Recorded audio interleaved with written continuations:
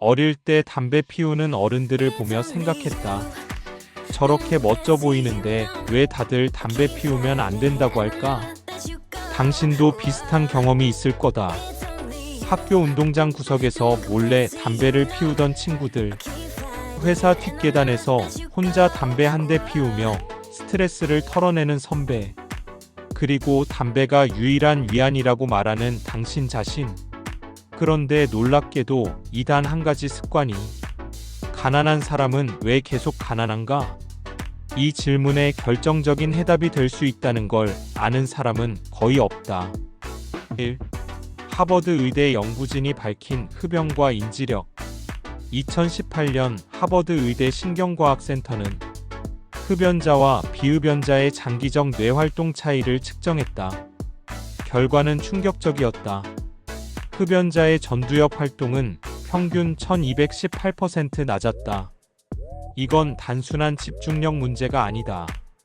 결정력, 자제력, 미래 계획 능력 전반이 약화된다는 뜻이다. 쉽게 말하면 담배 한 대 피울 때마다 당신은 부자가 될 뇌를 조금씩 망가뜨리고 있는 것이다. 2. 진화 심리학으로 본 흡연 본능의 정체. 왜 우리는 스스로 해로운 줄 알면서도 담배를 계속 피우는 걸까? 진화 심리학은 이걸 즉시 보상의 중독이라 부른다.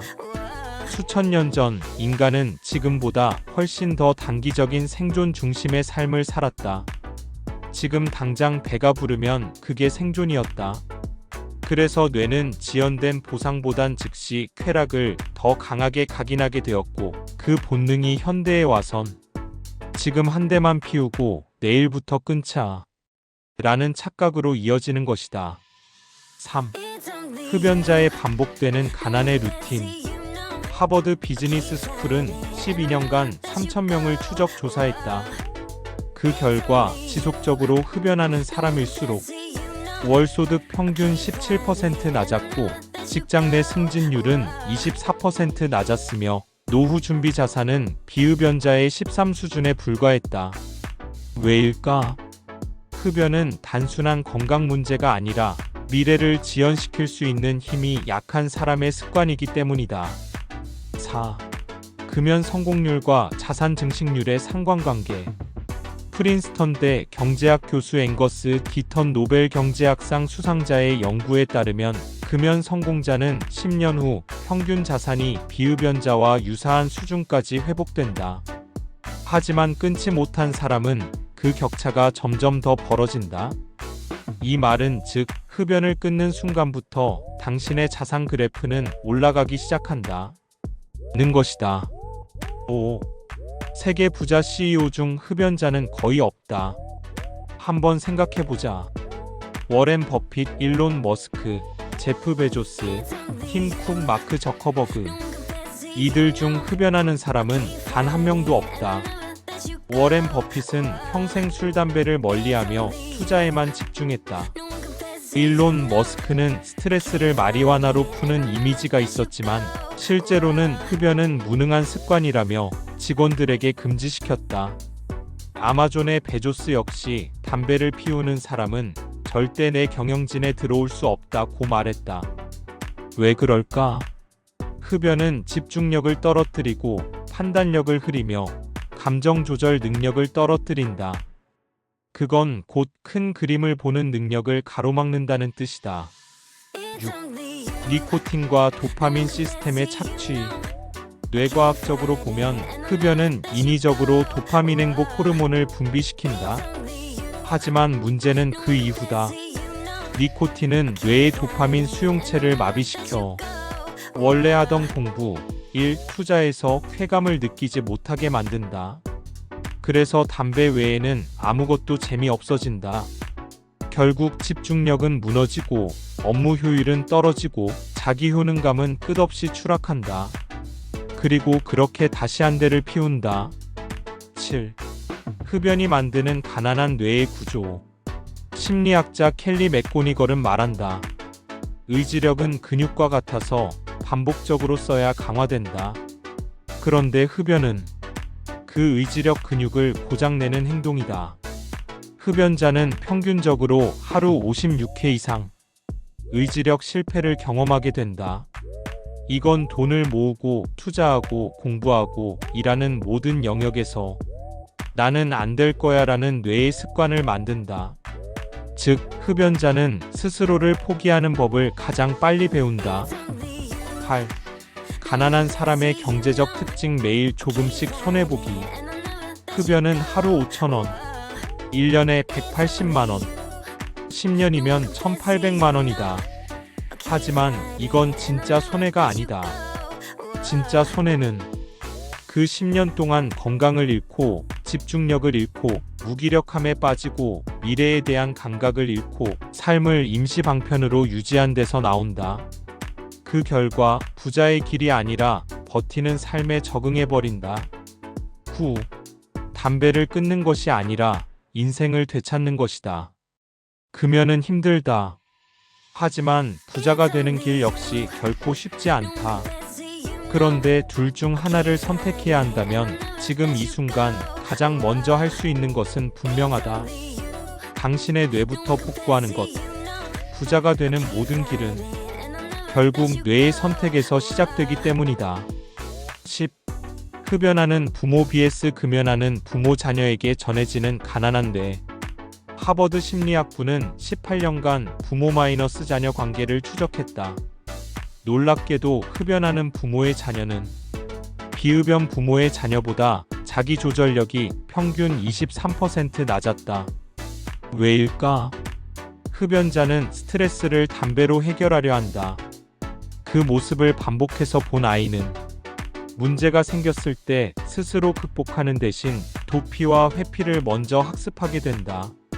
그리고 이런 패턴은 결국 부자가 되기 위한 사고력, 즉 계획, 자기규율, 장기적 관점을 애초에 습득하지 못한 상태로 성인이 된다.